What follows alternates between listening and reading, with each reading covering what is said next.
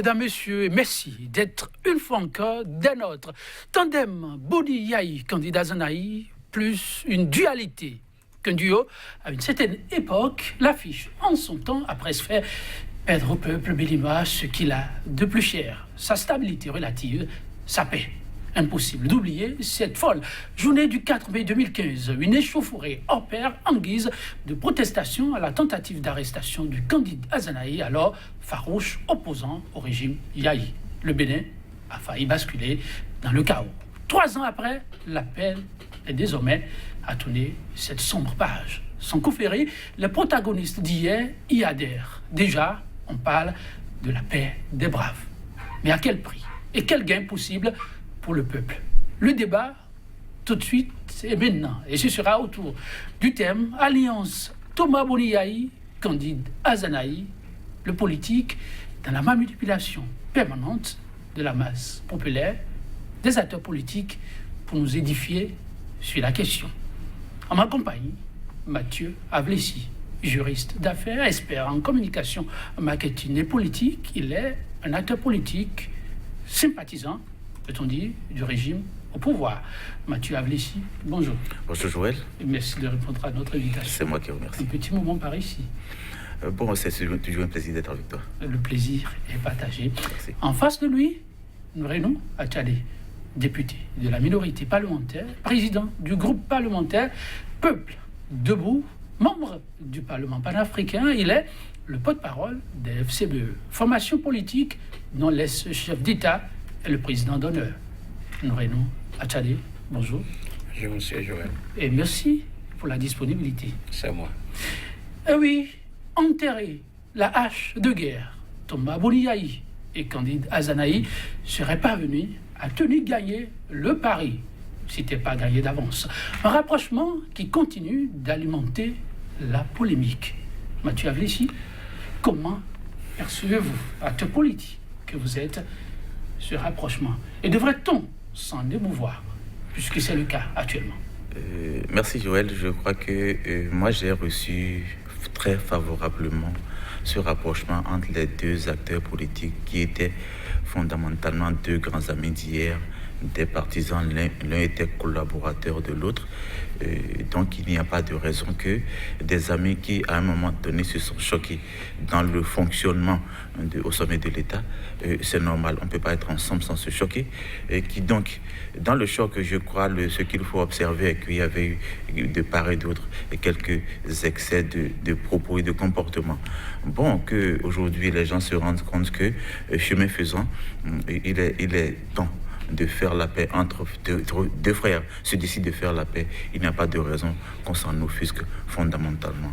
Et toutefois, c'est vrai, on ne va pas regarder dans le rétroviseur. Moi, je ne suis pas de cette propension à dire, voilà, il m'a fait, je dois lui retourner le coup. Allons lui rendre le coup, ça ne fait pas très développement. Et donc, que les gens se décident pour être ensemble, fassent la paix. Je dis, c'est très bien. Maintenant, par rapport au peuple, par rapport au peuple, on va apprécier. Je suis tenté de vous poser une question avant de me retourner vers Renaud Achadé. Les acteurs politiques, il paraît que ce sont eux qui savent attiser le feu. Et dans les réactions qu'on observe de part et d'autre, ils sont nombreux à ne pas comprendre qu'on puisse entendre tout ce qu'on a entendu et que finalement, on se tend la main.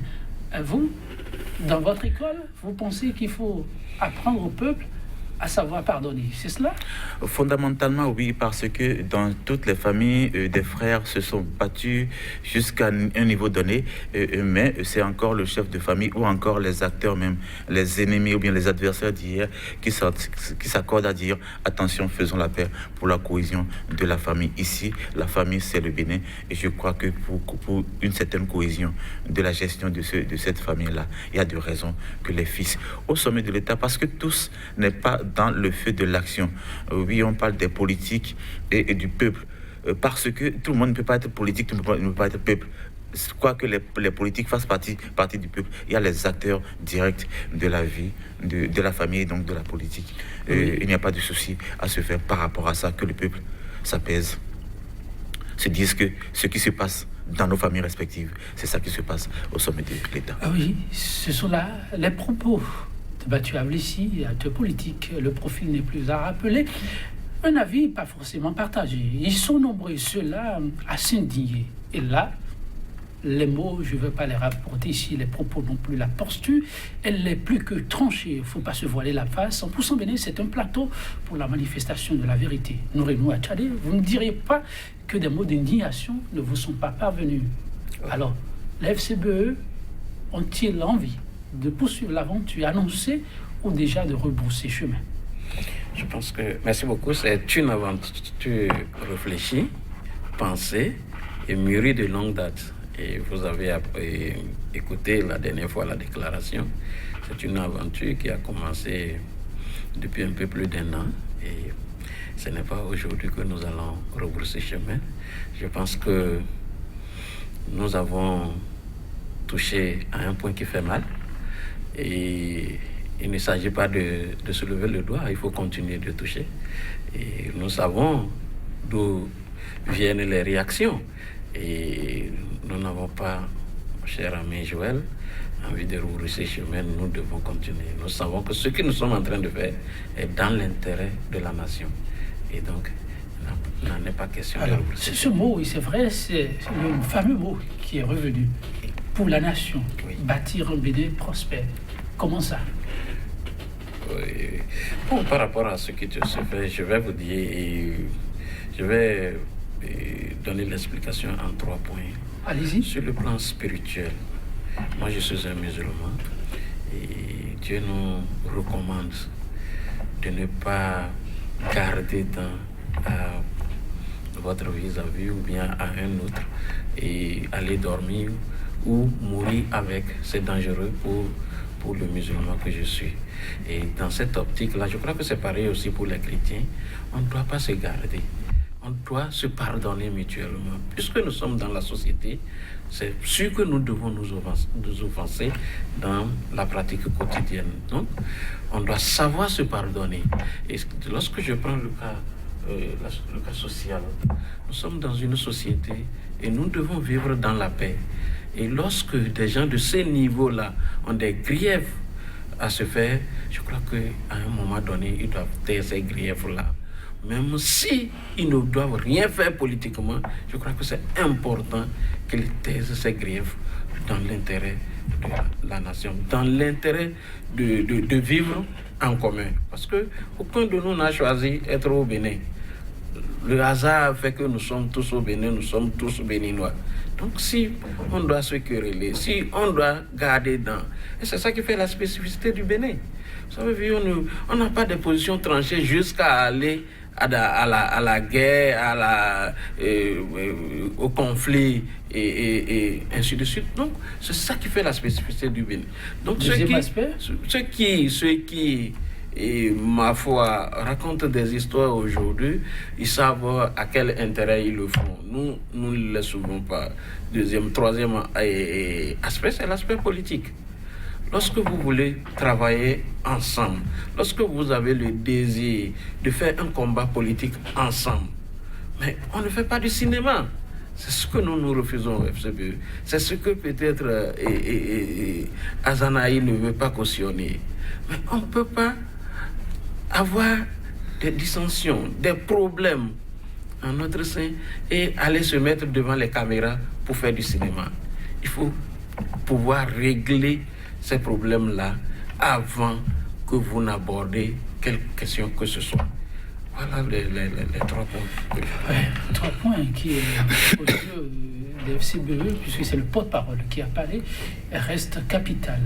Mathieu Ablissi, vous avez l'aspect peuple à évoquer, mais avant, par rapport à ce qui est fondamental pour les FCBE, ainsi évoqué par votre vis-à-vis. Oui, merci Monsieur Achadé qui exprime le faire ensemble la mise en commun des efforts de Azanaï et de Yahibouni aujourd'hui. La propension aujourd'hui, va au regroupement des énergies. Bon, que cela soit, je ne trouve pas d'objection à faire à ce rapprochement entre 2 amis et frères d'hier. Toutefois, le peuple doit rester éveillé parce que, oui, tout n'était pas mauvais, tout n'était pas bon. tout n'est pas mauvais aujourd'hui, tout n'est pas bon non plus, et que le peuple sache raison garder pour tirer bonne leçon de ce qui se passe de part et d'autre, pour ne pas être totalement manipulé pour le compte d'un petit groupe. C'est le fondamental que nous pensons qu'il faut défendre, que le peuple doit pouvoir garder pour trancher en son temps, parce que le pouvoir est à lui. Le pouvoir est au peuple. Oui, nous venons à Tchadé, le pouvoir au peuple. Et ce peuple, qu'est-ce qu'il pourra vraiment tirer de fondamental de ce qui se joue aujourd'hui? Vous savez, on a un peuple très mûr. Même si parfois les gens arrivent par des questions d'argent ou de gains faciles à manipuler le peuple. C'est de ce côté-là qu'il faut réglementer les choses. Sinon, nous avons un peuple qui est très mûr, qui ne se laisse pas manipuler par les paroles politiques, par des acteurs politiques. Mais le peuple, ce que le peuple va tirer de fondamental, c'est que les deux frères ennemis d'hier, les deux ennemis d'hier deviennent des amis. C'est un gain pour le peuple. Le peuple en veut. C'est une bonne chose. Lorsque mon ami l'a évoqué tout à l'heure, lorsque vous êtes dans une famille et qu'il y a des frères qui ne s'entendent pas, le père de famille fait en sorte qu'il puisse aplanir les divergences. Et pourquoi il le fait? C'est pour le bien de la famille. C'est pareil pour la nation lorsque l'ancien président Yahi Boni et son ancien ministre vont s'entendre. Je crois que c'est un gain pour la nation. C'est un gain pour la nation. Oui, beaucoup retiennent leur souffle, nous Renaud à Tchadé, oui, parce qu'il y a eu une histoire.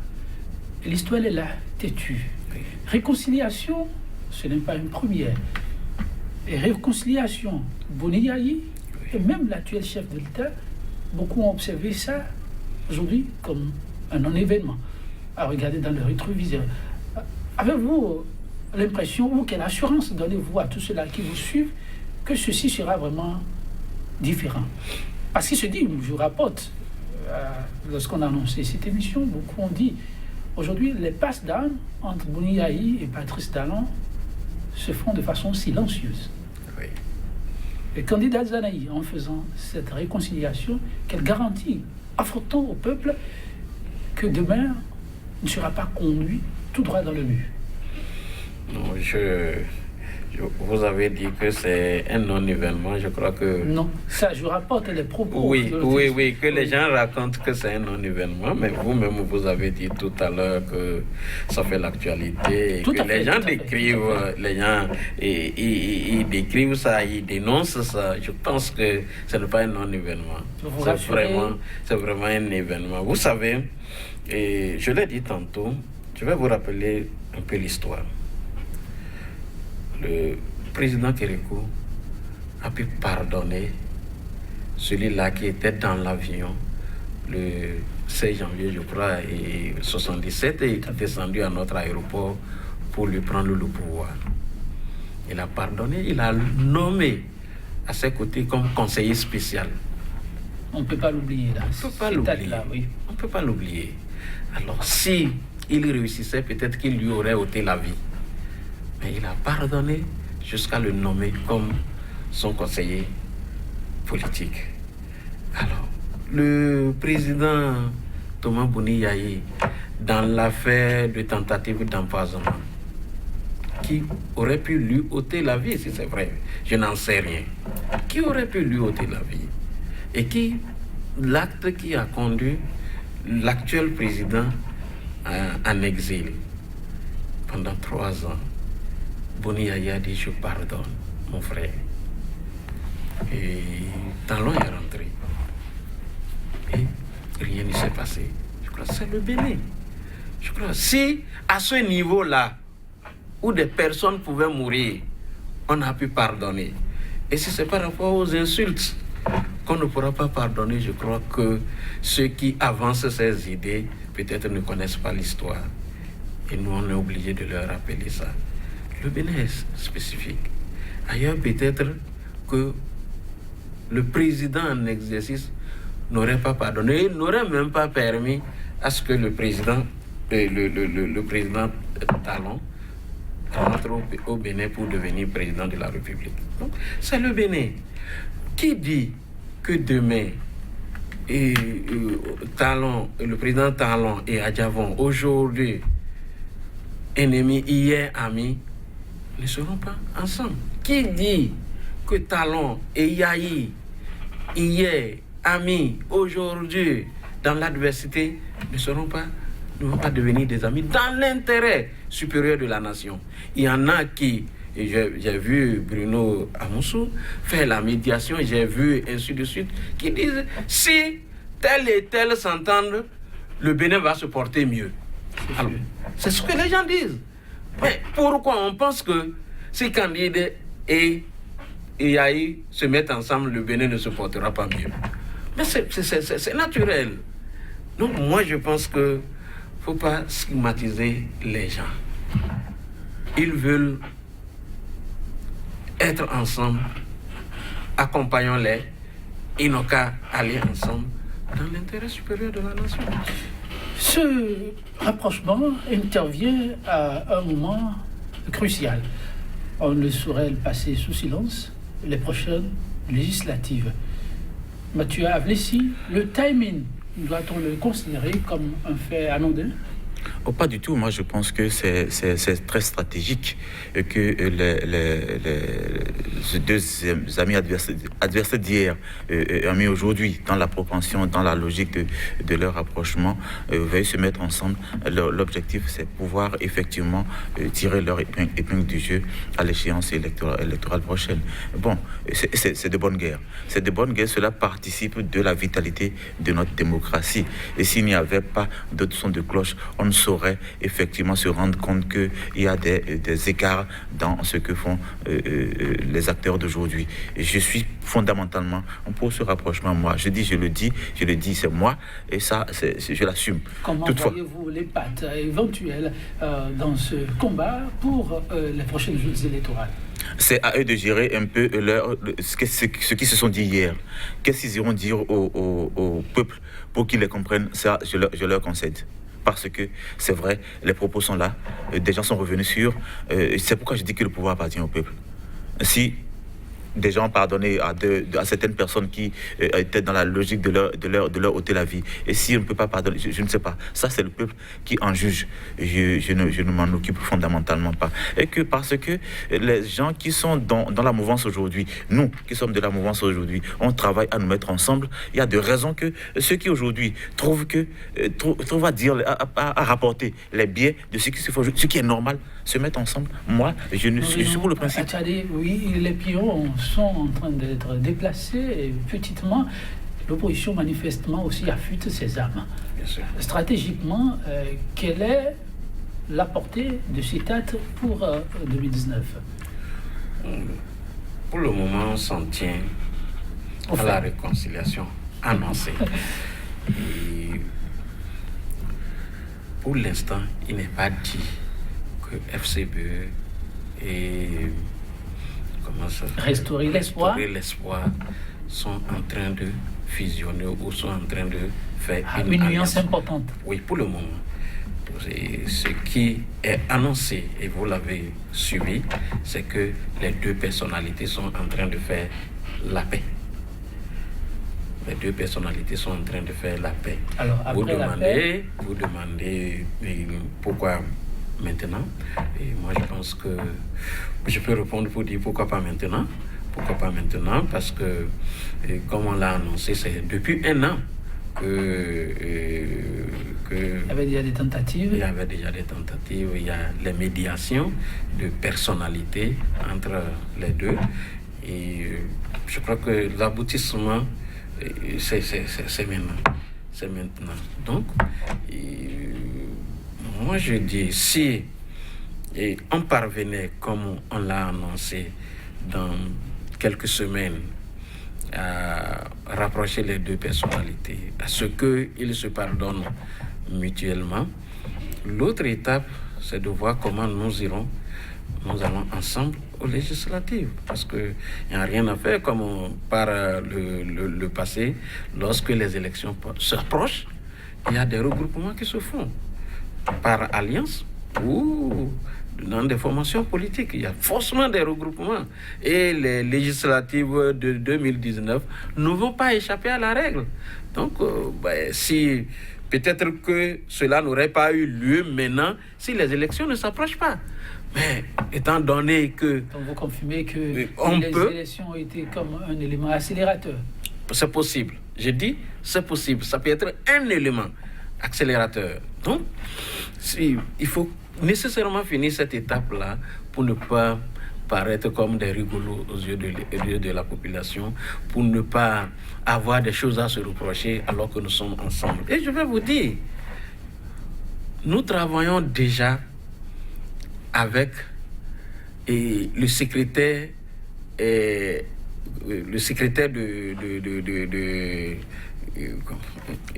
Azanaï. Okay. Nous travaillons à l'Assemblée nationale avec l'honorable Guy Mitopé. Alors, ce serait inopportun de dire que nous, députés FCBE et notre collègue Guy Mitopé, nous travaillons ensemble et que nos deux leaders ne s'entendent pas. Oui. Beaucoup se posaient justement la question en voyant. Voilà. Et beaucoup prévoyaient plutôt une cassure vers la fin, parce que ça ressemblait un peu, comme le dit vulgairement l'autre, à du cinéma. Mais là, vous déjouez un peu les pronostics, vous comptez bien regarder dans la même direction. Bien sûr. Au fait, les deux formations politiques avaient un objectif affiché. C'était quoi? C'était que le pouvoir en place conduisait très mal le pays et qu'il fallait avoir des voix pour le rappeler à l'ordre. Il fallait avoir des voix pour dénoncer ce qui se passe, pour amener même ce pouvoir-là à ne pas penser que tout ce qu'il fait est bien. Donc, ça a été l'objectif du groupe de Azanaï, l'objectif des FCBE. Et donc, lorsque vous avez ces objectifs-là, donc vous pouvez facilement vous mettre ensemble, travailler ensemble. Mais c'est ça. Et cet objectif tient toujours avec les projets récemment annoncés par le gouvernement. Vous trouvez qu'il y a encore toujours à dire? Quel projet?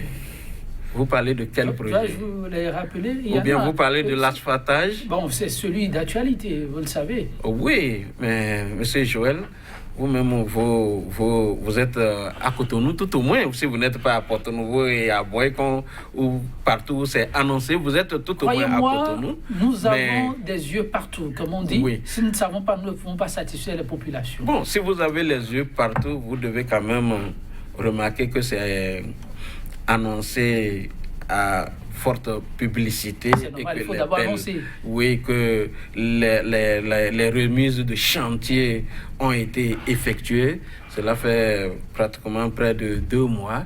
Et que ceux qui ont reçu les chantiers ont miraculeusement disparu. Mais je pense que ça, ce n'est pas un élément qui va faire croire que la vie est rose au Bénin. Ce n'est pas un élément qui va faire oublier que hier seulement, M. Joël, le forfait Internet de 14 minutes que j'ai à 150 000 est devenu, à 150 francs plutôt, est devenu aujourd'hui, ce matin-là, 4 minutes. Et il paraît que dans la sous-région, il n'y a qu'au Bénin que l'Internet coûte aussi moins cher. Il faut régulariser les choses. C'est un faux problème. Si ça coûte moins cher au Bénin, qui ça gêne? Pourquoi ça doit gêner? Si nous sommes en train de prôner l'aide éthique, nous pensons, nous annonçons sur toutes les antennes que ça participe au développement. Et c'est en taxant cet outil-là que nous allons le promouvoir.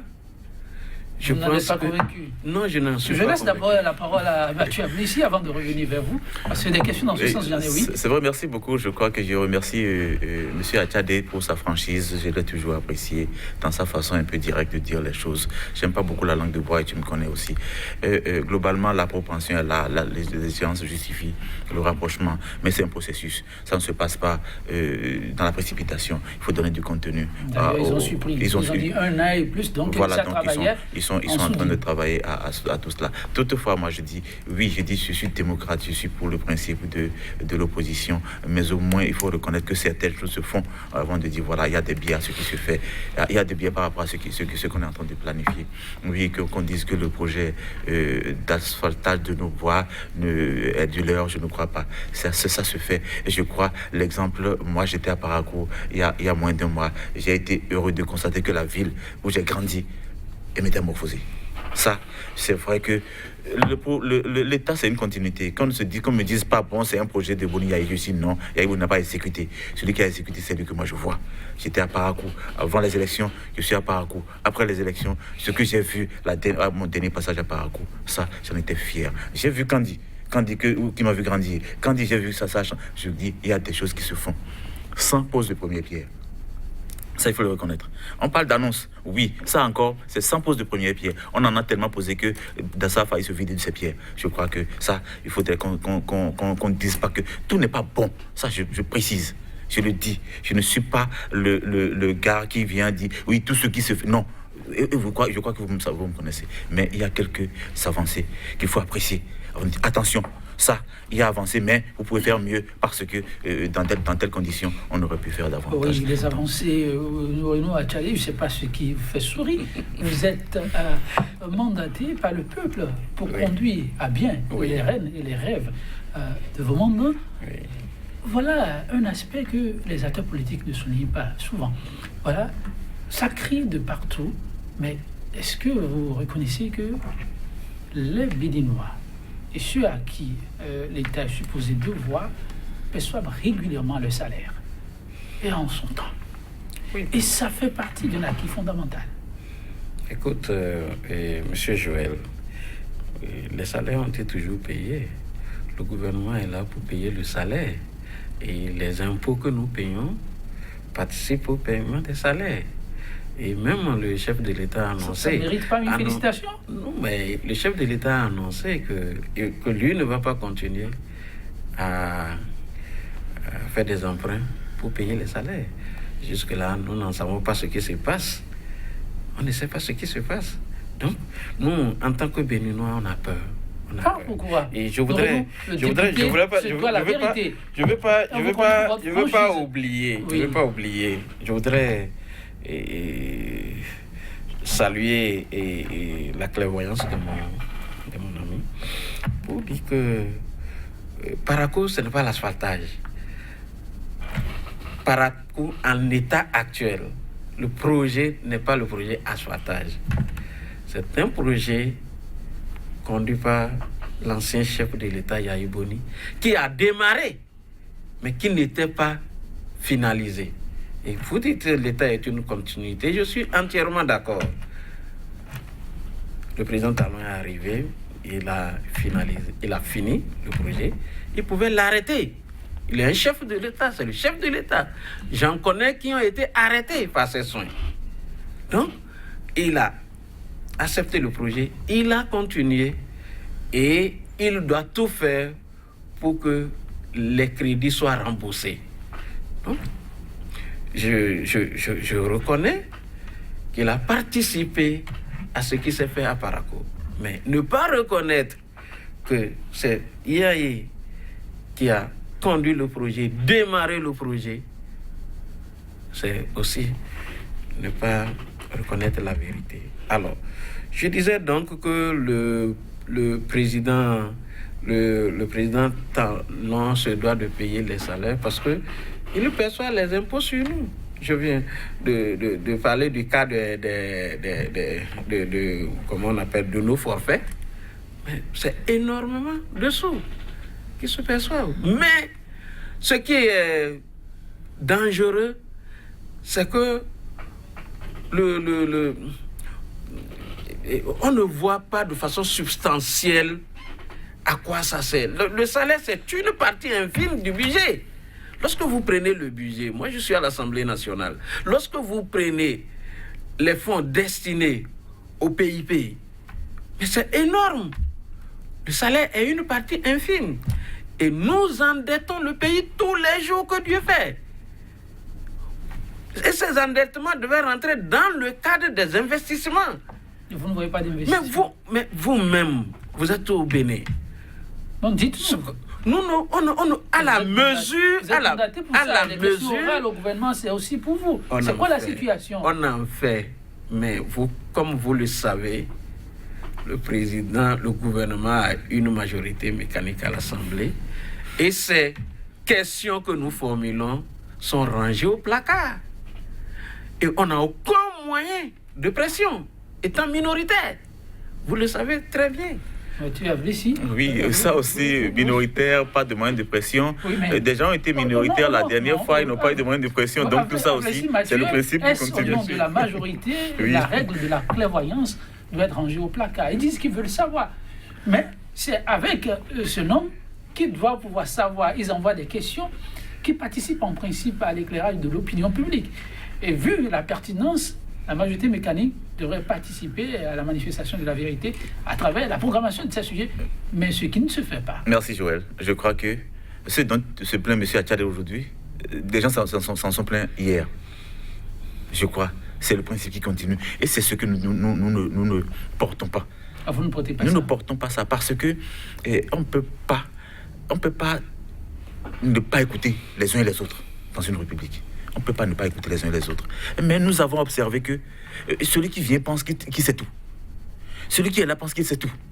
On a vu la dernière fois, vous vous rappelez, était ici avec Jonathan, je lui ai dit non, sauf que ce soit un peu ça. Sauf que ce soit un peu ça. Seulement, quand c'est trop, ce n'est pas bon. Il y a des questions pertinentes sur lesquelles il devrait poser attention, ça là, on n'a pas vu, nos amis ont vu, prenons ça en compte. Si ça ne se dit pas et que tout se range au placard, ce que je ne crois pas non plus, je ne suis pas là-bas. Je ne crois pas que tout se range tout go au placard, non. Et ils ont aussi la clairvoyance de voir, oui, ça on n'a pas vu, nos amis ont vu, tirons ça. C'est actuellement un sujet qui fait aussi beaucoup de bruit, et à un moment donné, on a eu l'impression que c'est là calmé, mais c'est toujours là, le code électoral, avec des options qui ont été faites. Il paraît une fois encore, l'argent devient roi au Bénin. Les députés l'ont fait. On a vu des acteurs politiques descendre dans la rue pour dire oui, il faut y aller. Et le Bénin, chaque fois, tend la main pour dire aidez-nous. On veut assouvir tel besoin, mais il paraît que les Béninois sont suffisamment riches pour désormais se payer les 250 millions et cotiser jusqu'à avoir 249 millions. Mathieu Abdessi. À la fin, globalement, c'est aussi quelque chose. Merci beaucoup. Globalement, ce n'est pas aussi compliqué que ça. Toutefois, je ne suis pas pour le principe, le niveau de souscription, bien le niveau de caution par rapport aux élections législatives. Ça, je l'ai dit sur d'autres plateaux. Je ne suis pas, mais par rapport aux élections présidentielles, je dis ça peut passer parce que c'est combien de candidats on veut avoir vraiment. Donc, il n'y a pas de problème. C'est mon point de vue par rapport à ça. Puis avoir ces cautions fixées aujourd'hui n'est pas aussi compliqué que ça pour les élections présidentielles. On a reçu une liste d'enseignants. Oui. Qui ont dit qu'il y a eu beaucoup de bêtises au sommet de l'État. De 60 à ce jour, le Bénin peut mieux faire. Et ils pensent que eux, enseignants, ont aussi quelque chose à apporter. Parce que si à un moment donné, le Bénin a été célébré, ça a été du fait des enseignants. Et qu'avec la situation actuelle, peut-être qu'il y aura un jour le miracle pour eux, qu'ils se voient d'office exclus dans ce qui est en train d'être proposé. Et je ne sais pas ce que vous avez... Oui, parce que c'est le fait des acteurs politiques. Merci. Ils ne sont pas encore politiques. Je ne sais pas ce que vous avez à dire à cela. Je dis globalement, c'est se mettre ensemble qui est le fondamental. Quand on se met vraiment ensemble, je dis, les 250 milliards, si nous avons... Pardon, 250 millions, excusez-moi. 250 millions. Pour les avoir, ce n'est pas aussi compliqué que ça, chers amis. Même avoir les 2,5 milliards qui étaient prévus comme budget pour le candidat, ce n'est pas aussi compliqué si vous aviez vraiment des partis politiques sérieux et qui sont dans la logique de la gestion participative de la chose. Il paraît que le couloir pour l'avoir finalement, c'est que vous venez, vous en sortez, tête, pieds et mains liés. Donc, comme vous avez de beaux rêves, et ceux-là qui ont contribué à ce que vous ayez la cagnotte, finalement, vous disent, vous mettre redevable. Et ça vient plomber les initiatives. Oui, je ne vois pas pour dire, voilà, 1, 2, 3 personnes se mettent ensemble pour dire, voici l'argent. Non. Je dis, vous aviez un regroupement sérieux, un parti politique sérieux qui fait les choses de façon participative. 250 millions. Quand on divise par 1 million de partisans dans un parti, ça fait combien? Ça fait 250 000. Ça fait 2500. 2500 francs par partisan pour avoir 250 millions, pour 2,5 milliards, il n'y a pas de souci à se faire. Et que de ces 2,5 milliards, on dégage 250 millions pour la caution, ce n'est pas un problème. Je reprends toujours l'exemple de Gbagbo. J'étais encore en Côte d'Ivoire, quand Gbagbo devait être candidat, c'est quelques-uns. Ça s'est cotisé en quelques jours. Pour que Gbagbo disait à ses partisans, c'est pas l'argent. Je ne peux pas. Ils lui ont dit, s'il te plaît, tu es notre candidat. La preuve aujourd'hui, c'est que si Gbagbo venait en Côte d'Ivoire, il lève le son et il sera élu parce que c'est pas ça. Il sera élu. C'est pourquoi. Oui, l'avenir politique, vous avez des compléments et je vous laisse y aller avant ma question. Oui, au fait, je crois que du temps de Yahi, on a reproché les mêmes choses. Et c'est vrai, mais ce n'est pas parce qu'on a reproché les mêmes choses qu'on va reprendre les mêmes choses qu'on reprochait. C'est peut-être parce qu'on a reproché que c'était mauvais qu'on a dû dire on finit avec le candidat de Yahi Boni. On a mené quelqu'un qui nous a promis gérer autrement. Mais si la personne reprend la même chose, à quoi ça a servi et tout ce qu'on nous a dit pendant la campagne? Ça veut dire qu'on est venu tromper le peuple. Et alors que la politique ne devait pas être ça. Personnellement, j'ai fait une question orale sur les grilles à grilles. Mais ce n'est pas sorti. Les grilles à grilles qui se faisaient en son temps de façon exagérée, ce n'est pas sorti. Tout récemment, vous avez encore appris qu'il y a eu grille à grille de 99 milliards dans le Bénin. Alors, si on avait sorti la question et que le gouvernement était venu s'expliquer et que les députés avaient donné leur opinion, c'est vrai que le gré à gré est autorisé par la loi, mais qu'on s'explique, je crois qu'on ne va pas continuer d'aller dans les excès. 99 milliards, mon cher ami, de gré à gré pour les pierres importées, les pierres que nous avons à Dassa. Mais moi, je pense qu'il faut faire autrement. Si ça se faisait avant, ce que je ne crois pas, si on refusait d'appeler des questions, la question de Hofmas, l'avance faite à Hofmas, l'honorable Guy Mitoko a fait une question orale. Moi-même, j'ai appuyé cette question orale, pas une autre question orale avec débat. C'est resté dans les placards de l'Assemblée nationale. Personne n'a sorti ces questions-là. Il y en a plusieurs. Donc, c'est des questions d'intérêt national. Mais étant donné qu'on n'a pas le maillet, et que celui qui a le maillet est de connivence avec ce qui se fait, ces questions-là sont rangées. Est-ce que c'est comme ça qu'on peut gérer la République? Comment gérer la République? La question de la gestion de la République revient souvent, oui. Vous êtes un acteur politique, mais de type exceptionnel, il faut le dire, ça ne coupe pas les rues. Mais le développement du Bénin, Mathieu Ablessi, vous y croyez vraiment? Avec les options qu'on observe depuis toujours? Globalement, moi, j'y crois parce que, oui, ça, je vais revenir sur le fait que, voilà, des choses se faisaient qui n'étaient pas bien. Donc, on a dû, et pour ces raisons, on a changé. Ça, je dis, qu'on le veuille ou non, ça aussi, c'est un principe de base de la démocratie, l'alternance. Et donc, c'est pas parce que je fais bien que je vais m'éterniser au pouvoir. Ça, il faut que les gens aussi comprennent ça.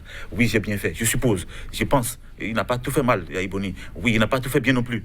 Maintenant, il a fait son temps, il a fait les 10 ans. Il est parti, qu'il se repose, qu'il observe et qu'il soit une antichambre pour ceux qui vont venir. Moi, je le veux. Si je venais à être président de la République et qu'il était encore là et que je dise, attention, grand frère, ça, comment tu avais fait en ton temps pour qu'il me dise, ça, c'est fondamental.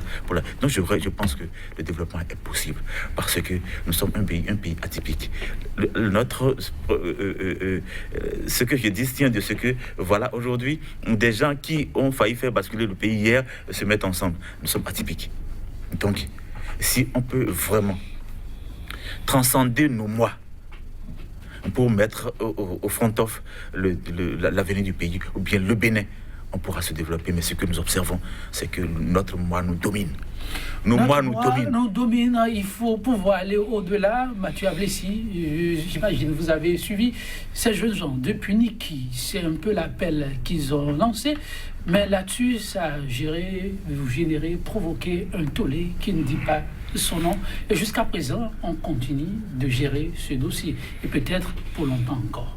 Oui, ça s'entend parce que, oui, c'est vrai, quand j'ai entendu parler du regroupement, ça ne me disait pas grand-chose. Mais les propos ne m'ont pas mis à l'aise. Moi, par exemple, là, j'ai dit, je suis très bon locuteur d'Indie Bariba parce que j'ai grandi dans ces communautés-là. Je ne suis pas d'accord qu'on me dise que le pays doit être divisé. Je ne suis pas d'accord. Non, ils n'ont pas dit que le pays doit être divisé.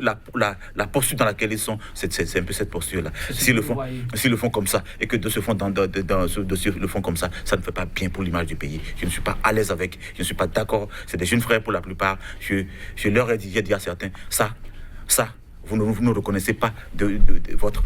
Parce que moi, vous savez que je suis avec vous. Vous savez que j'ai grandi avec vous. Vous savez que moi ma promotion a créé le collège de Perere. J'ai fait des dons au collège de Perere. Je n'en ai pas fait dans mon village. Cependant, qu'on me dise que bon voilà, il n'y a pas le nord et le sud au Bénin. Le Bénin est un et indivisible. Je ne suis pas d'accord. Oui, Noël Ouachali, l'initiative de Niki. Oui. Bon, moi je vois autrement les choses. Le politique a tout fait de dramatiser ce qui s'est passé à Niki, et pour trouver les portes de sortie, on a mis ça sous le couvert du régionalisme. Qu'est-ce qui n'est pas régionalisé au Bénin? Quand les blocs qui sont formés autour de Talon lui-même là, comment ces blocs-là sont formés? On a eu 3 blocs au départ. Dynamique unitaire. Ça regroupe qui et qui? On n'a qu'à nous dire.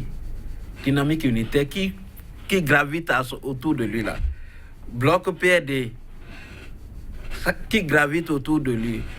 Et le bloc de l'Union fait la nation. Bloc progressiste. Bloc progressiste. Mais qu'on ne se serve pas de ce que les gens ont dit. Nous sommes 23 communes ou 20 combien de communes? 33 communes. Communes du Nord. Mais ça, ce n'est pas un problème. En quoi c'est un problème? Qu'est-ce qu'ils ont dit qu'ils soient régionalistes? Ils ont plutôt dénoncé le régionalisme au niveau de l'État central. Et ce qui est vrai. Parce que nous avons beaucoup d'exemples. Tu régionalises actuellement? Oui. Nous Non, avons non, beaucoup n'exagérez d'exemples. pas. Et puis, je n'exagère pas, M. Joël. Lorsque le gouvernement enlève les universités du Nord et que ces mêmes universités enlevées au Nord, on vient les créer au Sud, ce n'est pas le régionalisme? Le gouvernement s'est expliqué. Ah oui, on s'explique dans tout. On s'explique dans tout. Mais l'école, c'est le premier maillon du développement. Et lorsque vous empêchez les gens d'aller à l'école, et vous entendez ce qui s'annonce, on dit l'université, à l'université et dans les facultés classiques, on va payer 27 000 pour la formation à Boumé-Calavi et 150 000 à Parakou, dans le même pays. Quelle est cette réflexion qui nous amène à cette régionalisation, alors que c'est les mêmes facultés de notre pays? Mais ça participe à ce que vous savez. Mais le chef de l'État, quand il a formé son gouvernement, mais il dit que lui ne veut pas, il veut pas parler de l'équilibre régional, ce à quoi tous ses prédécesseurs nous ont habitués. Et que lui, c'est comment on appelle, la compétence et recherche. Mais il a la compétence quelque part, mais il y a les tarés quelque part. Mais on les empêche, on les enlève les universités pour qu'ils demeurent tarés. Pour qu'ils demeurent tarés, on enlève les universités. Là où vous n'avez pas les compétences, au lieu de les renforcer pour qu'ils aient les compétences, vous enlevez l'université. Et vous pensez que c'est seulement dans une seule localité du pays qu'on a les compétences. On balance peut-être 2-3 ministres dans cette localité et on dit il ne faut pas que les gens en parlent. Manifestement, le débat est là. Il va falloir peut-être, sans doute, que les acteurs politiques s'asseyent pour en débattre et finir définitivement avec Mathieu. Tout à fait, c'est nous, hommes politiques, là, acteurs politiques, qui divisons nos peuples. il y avait une seule université dans ce pays. Nouri et moi, je pense, c'est dans cette université qu'on est tous passés. Quoique on soit allé à l'école dans le Nord, moi, je n'avais jamais connu Cotonou avant d'avoir le bac. Le Bénin, politiquement, dans les années à venir, Mathieu Avlessi m'a informé que le temps est parti, on va se revoir. Merci. Ne vous en faites pas. Oui, le Bénin, politiquement, dans les années à venir, en 30 secondes, comment le rêviez-vous? Je le rêve dans les grands regroupements. Je rêve que les Béninois du nord au sud ne se disent pas oui, il y a ceci, il y a les tarés quelque part, il y a les compétents quelque part d'autre. Non, nous sommes tous compétents. Nous sommes tous compétents, nous sommes quartier latin de l'Afrique. Travaillons à nous remettre dans cette poursuite de quartier latin de l'Afrique en acceptant certaines réformes au niveau du secteur éducatif. Merci à vous, Mathieu Avlessi. Oui, nous Achadé, votre adresse? Oui, moi, je voudrais inviter les deux leaders politiques, Azanaï et Yaïboni, à continuer le chemin et de faire fi de tout ce que les gens racontent. Ils savent bien ce qui s'est passé et lors de leur divergence. Ce n'est pas à quelqu'un de rappeler ça aujourd'hui. Et moi, je pense, comme mon ami, que l'avenir du Bénin se trouve dans les grands regroupements. L'avenir du Bénin se retrouve dans le changement de posture. Et accepter l'opinion de l'autre, accepter qu'il y a des divergences, mais conduire le Bénin dans une dictature, je crois que ça n'arrange personne. Merci Nourenou Achadé, merci à vous, Mathieu Avlessi, chef félicitateur. Grand merci. 100% Bénin, nous allons vous fausser compagnie. Monsieur sur cette citation de l'écrivain et philosophe français Gilles Deleuze, je le cite, « Rien n'est plus troublant que les mouvements incessants de ce qui semble immobile. Et pourtant, ça bouge. » Bonne suite de méditation.